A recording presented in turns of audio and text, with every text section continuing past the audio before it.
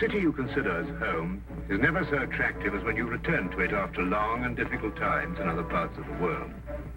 My name is Dr. John Watson. I had served and been wounded in the more remote regions of Afghanistan and had been discharged from the army with specific instructions to rest. The sight of London again was already working its soothing tonic. As I rode through the familiar streets, I never suspected that a chance introduction would lead me into the most amazing adventure of my entire life. Watson, old man! Hello, how have you been? Good to see you. Not as well as you, obviously. You look great, old man. Yes, you were wounded. Well, it couldn't be much worse. Sit down. Care for a drink? No one. Yes. Well, what are your plans now? Got nothing really at the moment. I'm looking for lodgings. Trying to solve the old problem of comfortable quarters at a reasonable price. That's odd. The second man today that's used that expression. Who's the other? Well, you wouldn't know him. He's doing some work in the chemical laboratory at the hospital. Might be interesting. Yes, well, I wouldn't mind sharing a flat with somebody if he was all right. Well, Anything wrong? Oh, no. He's rather strange. Well, what's wrong with him? Nothing wrong with Holmes. That's his name, Sherlock Holmes. Well, when I saw him this morning, he was doing some research with a corpse. Oh, what was he doing? He was beating it with a stick. I beg your pardon? Did you ring, sir? 2 shillings, please. Very good, sir. What did you say this Sherlock Holmes fellow was doing? He was beating a corpse with a stick. Oh? What in heaven's name do you want to do that for? He wanted to find out if it was possible to inflict a bruise on a body after death. Why? You know? Did you ask him? That's another strange thing about this Holmes. Somehow, one never thinks to question him.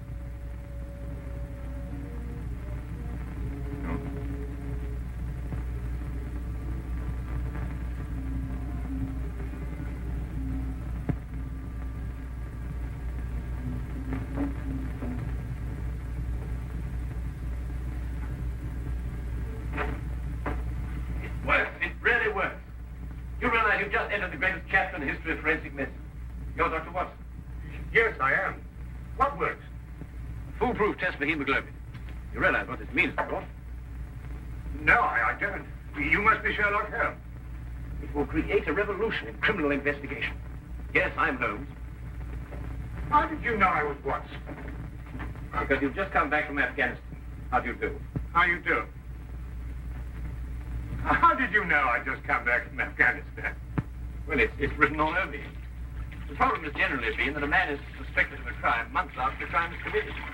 Then when they find bloodstains on objects of clothing, they can't be sure if it's blood, mud, or rust stains. But this solves the whole thing, of course. Oh, of course. Of course. Stamford told me you're looking for someone to share a flat you'd found.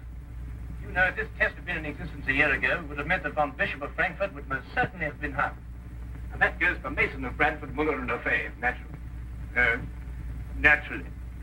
Who are these people? Did you know, I'm delighted to meet you, Watson. I think you'll like the flat. It's in Baker Street, by the way. Oh, we could pop around this afternoon and have a look at it if you can. Yes. Oh, yes, rather. I'd like that. Good. Did you mind if I play the violin? No, go right ahead. No, I don't mean now. I mean when we're sharing the flat.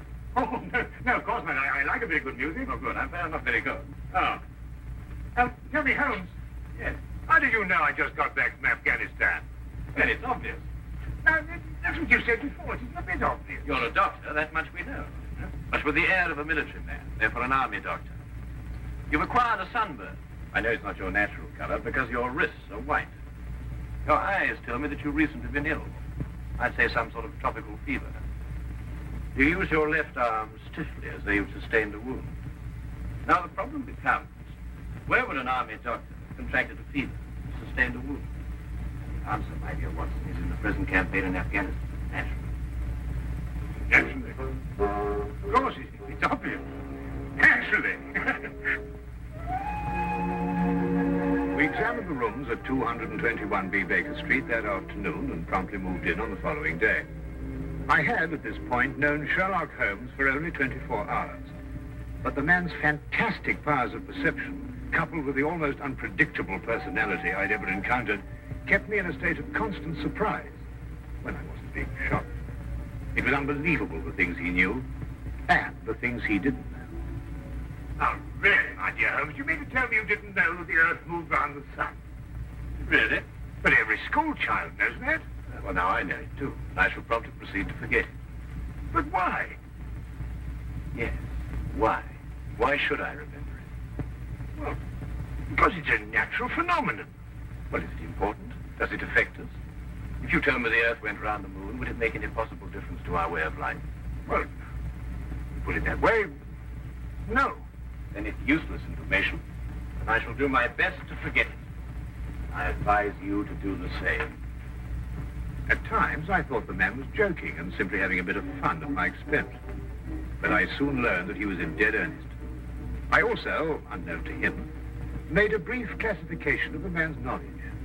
Literature? Nothing. Philosophy? Nothing. Astronomy? Nothing. Politics? Disinterested. Botany? He knew everything there was to know about poison, and absolutely nothing about practical gardening. Chemistry? Profound. Sensational literature? Without question, Sherlock Holmes knew the details of every horror perpetrated in the last 100 years.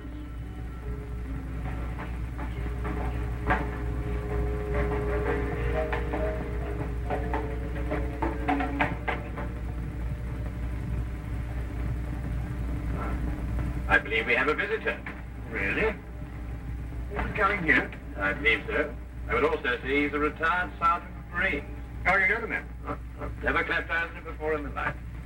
Well, in that case, that's one of the wildest statements I ever heard. How can you possibly guess he's a retired sergeant of Marines? You've never seen him. A guess, my dear Watson. A calculated deduction. Yes, he is coming up here. Do you mind if I ask him his profession? Oh, by all means. Now, where did I put my violin case? Oh, it's over here. There you are. Ah, my old friend. Come in. Excuse me, gentlemen. I have a message here from Mr. Sherlock Holmes. Thank you.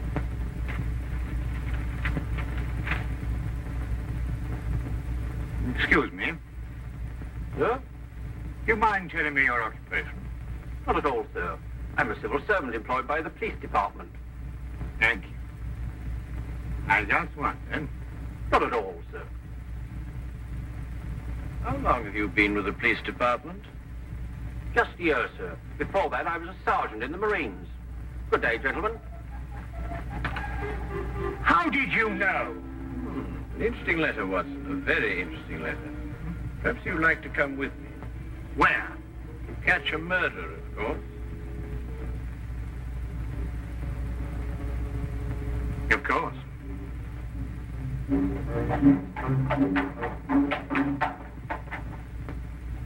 How did you know that that man was an ex-sergeant of Marines? Who?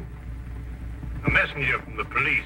Oh, yes, the retired sergeant of Marines. That's what I said. Well, there's nothing mysterious about such observations, my dear Watson, but unfortunately, when explained, they lose their romantic order of mystery. My decision was based on observation and logical deduction. The man had a large anchor tattooed on the back of his hand. This was visible from our window. I admit I didn't notice it at the time, but since you mention it, I think there was an anchor. Oh, there was indeed. He also wore regulation sideburns and had a slight nautical robe. Thus, I judged him a Marine.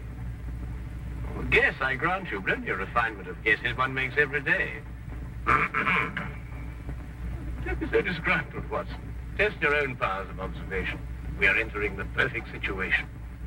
No? What are we entering? A house that holds a murdered man.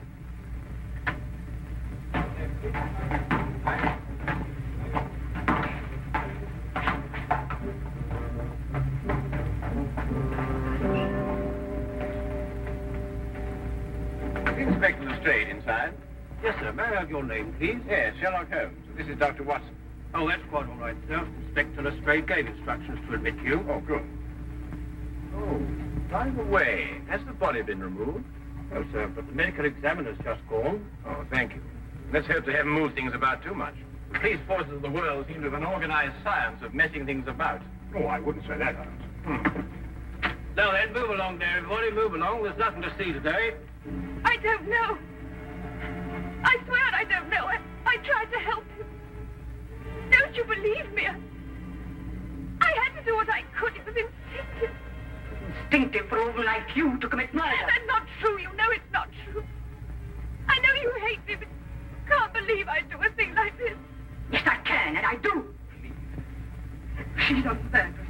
You know it as well as I. She murdered your brother. It's a lie. Yes, it's a lie. The entire story's a lie. The relationship you had with my son was a lie. My son's been murdered. This girl's a murderess. Why she did it, what her motive was, I don't know. They were engaged without my blessing.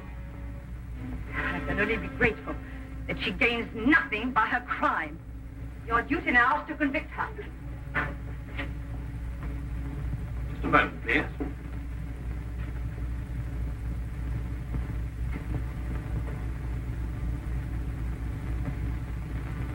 Notice the angle of incision, Watson. Yes. And the force of the blow and the general penetration of the upper region of the chest. How long would you estimate before loss of consciousness? Well, it's difficult to say. 30 seconds. Oh, between the two. I see. And death? Shortly thereafter. 2 minutes. 3. 3 or 4, I'd say. Thank you, Watson. All right, take him out. Ah, forgive the interruption. I would prefer to have been invited before the body had been moved. I thought you'd be interested, Holmes. Oh, thank you, Lestrade. Well, may I introduce my friend, Dr. Watson, Inspector Lestrade of Scotland Yard. How do you do? How do you know? Though you're completely stuck, Lestrade. What do you mean? Well, you thought I'd be interested. Why don't you admit it? You're in a jam. Magnificent cabinet work, don't you think? What you say isn't exactly true, Holmes. I've done you a favor. This is an interesting case. Of course, there are 1 or 2 unexplained details, but I don't believe it'll be long before we're What's clear. your principal problem? There's no motive. I found this girl with a knife in her hand. My brother lying dead on the floor. I found Peter on the floor. I tried to help By stabbing him? by removing the knife. Anybody would have done the same thing. I loved him. Oh, my dear young lady, there's no cause for you to alarm yourself. No one's accusing you of, well, of what happened. This would be a clear-cut case if only she had a reason for murdering. There happened to be a policeman outside the house during the murder, and he said that no one came in except her. Well, what about the others? Who benefits by her death? Well, no one. The estate was left in such a way that if he died before he married, everything went to charity. My dear Inspector Lestrade, he didn't die before he married. This young lady and the man whose body was carried out of here had been married for at least a week. In the event of his death, I imagine everything passes to her.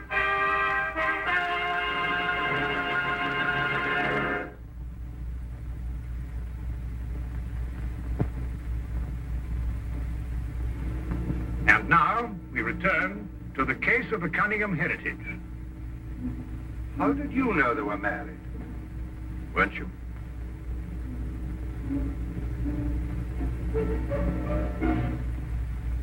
Yes, a week ago. Then you do benefit by my brother's death. You're his heir. I don't know if I am or not. I only know I didn't kill him. I swear I didn't. Where were you married? We went down to Brighton last weekend. Well, why didn't Peter say anything about it? I don't know. He asked me not to say anything. Of course I didn't. I'm afraid, young lady, I'll have to ask you to accompany me to headquarters. Sam.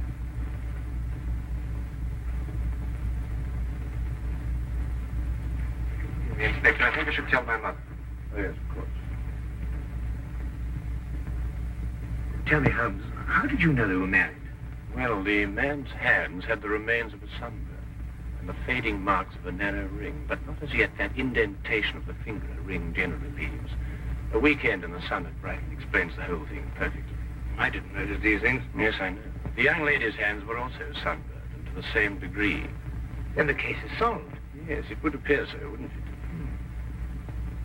What are you looking for? Now, do you see that? What? Here, use this. Well, that's only the cut in the carpet. Yes, but it's a fresh one.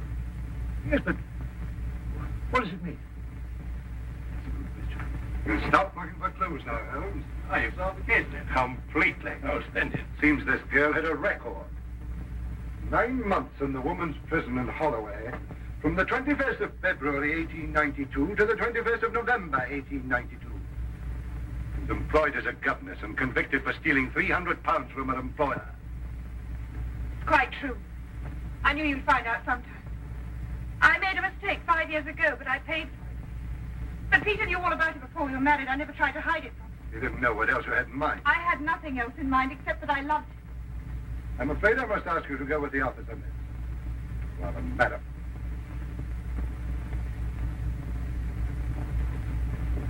Well, that's how I like my cases. Fast and simple. Oh, indeed? You must tell me some more about it. Well, there's nothing to tell, really. Her story was that Peter asked her to call here at 10 sharp. She arrived, found the door open for her, came in here and found him writhing on the floor with a knife on his chest. She screamed, pulled it out. Just then, Brother Ralph walked in. Peter died without saying another word. So she stabbed him for the inheritance and was caught in the act. Simple. Well, holding off a law couldn't be simpler, could it, Watson? I still think it's a tragedy.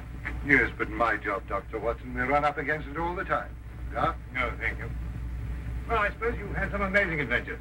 Yes, but one learns to have a real philosophy of life and get a good perspective. Yes, I suppose. But just the same, I think it's a pity. Just another case of a clever girl being too clever. For a clever girl who intended to murder her husband, she certainly chose the most stupid possible way to commit the crime. What was that? Well, what's this? Checkbook. Oh, amazing deduction, Lestrade. Look. So Peter Cunningham drew a check for £1,000. 6 weeks ago, and 5 weeks ago, and 4, and 3, and 2, and that's all. Well? They're drawn to cash. Well, I don't get your point. He was a very rich man. What? A great deal of cash. It was his own money. I suppose he could do what he liked with it. You may have hit the proverbial nail, Lestrade. Now, look here, Holmes. You're trying to start something that just doesn't exist. You think so? I have a great deal of respect for your opinion, Holmes. But your trouble is that you can't leave things alone. If there isn't a mystery, you have to make one, or you're not happy. You're right, I'm not happy. There are marks on the carpet indicating a struggle. The man whose body was carried out of here was over 6 feet in height. If he had struggled with a girl who had left here, I don't think he'd have lost. She surprised him. Oh, but he was expecting her. That's her story. I'd say she sneaked up on him. What, had stabbed him in the chest? How do you sneak up on someone and stab him in the chest, Lestrade? Now, look here, Holmes. You're trying to start something, and I just won't stand for it. That girl's a jailbird, and she's guilty, and she's going to hang. And that's the end of the case. I see Inspector Lestrade is up to his usual mental gymnastics, trying to hammer square pegs into round holes. Well, it's been a great pleasure meeting you, Inspector. I warn you to keep away from that man, Holmes, or you'll be insane in less than a week.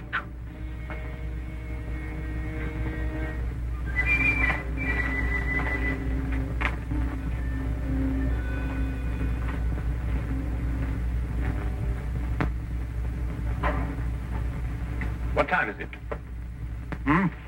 Oh, 10:30. Perhaps you'd like to take a little stroll with me. What? I'd like to investigate this afternoon's affair a bit further. Oh, yes. I'd like that. I thought you'd forgotten about it. Not at all. I've been thinking about it all evening. Shall we go? Then we must exchange our thoughts en route. Where are we going? To the Cunningham house. I didn't know you made an appointment there. I didn't. Oh, well, who do you expect to see? No one, I hope.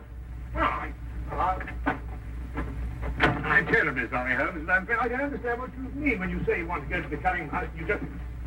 You can't do that. What? Well, you can't break into the house. Why not? It's against the law, that's why not. Why, if we're caught. That's it.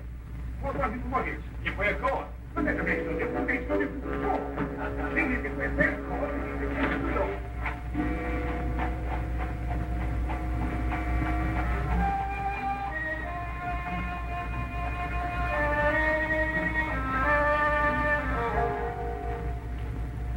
quickly now. But look, Holmes, we can't... Come on.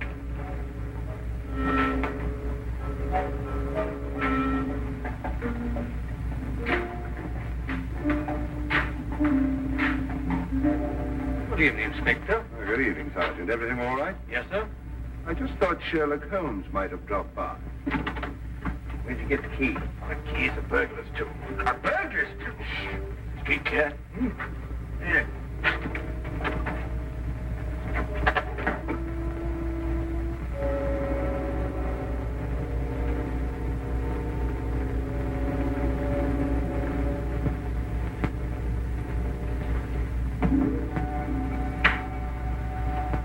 How do you know he's out? Because I had a spy watching the house. Go through that cabinet. What am I looking for? Well, papers, bank statements, anything to indicate passage of money from Peter Cunningham's account. Go on.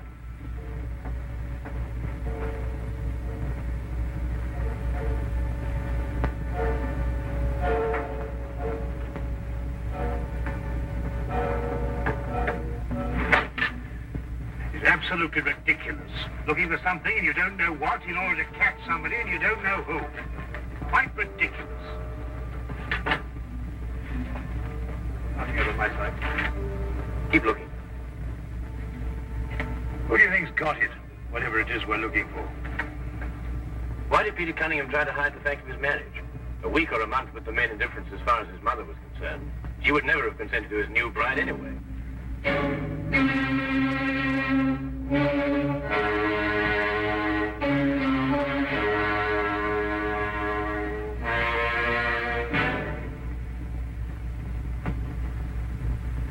He married her to prove to me that my blackmail wouldn't stop him. And then he withheld the fact in order to give me 1 week to clear out of the country before he exposed me. The money he paid you went to buying up your promissory notes. I was being pressed, Mr. Holmes. My brother's engagement to a jailbird gave me a perfect opportunity to extract a little money from him. In fact, if he hadn't been such a bullhead, it would have gone on for quite some time. A jailbird, as you put it, makes the perfect murder suspect. Perfect, Mr. Holmes. And you and Dr. Watson make perfect burglary suspects. When I report your death to the police, they can't possibly blame me for defending the sanctity of my home.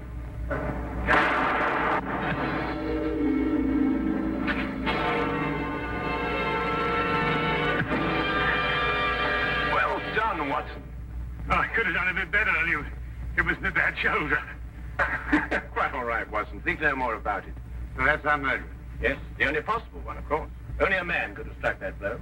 Peter died, as you say, within 3 or 4 minutes. And there was a body outside the whole ground. Yes. Crystal clear. No, completely obvious. Well, what do we do now? What's going on here? Who fired that shot?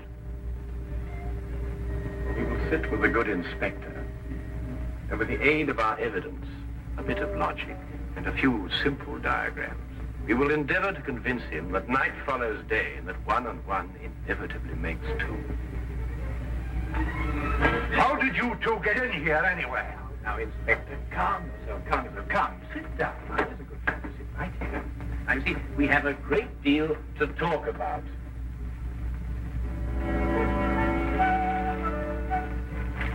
Also present with Inspector Lestrade was Dr. John Watson and a personal friend of the inspector's, Mr. Sherlock Holmes. This is ridiculous. It's fantastic. This isn't the way it happened at all. This will revolutionize investigation, Watson. This whole account is a lie. Fingerprints, Watson. That's the coming thing. No nonsense. What are you going to do about this? Bit more research. Here, give me your fingers on the sheet of paper. Oh. Are you going to sit there with these disgusting little smudges and let them get away with this? Beg your pardon? Well, I won't. They're going to hear from me. Brilliant Inspector Lestrade, indeed. Why, it took you 3 hours to convince that bone there. I don't know. Never in mind tonight by her. Maybe he was innocent.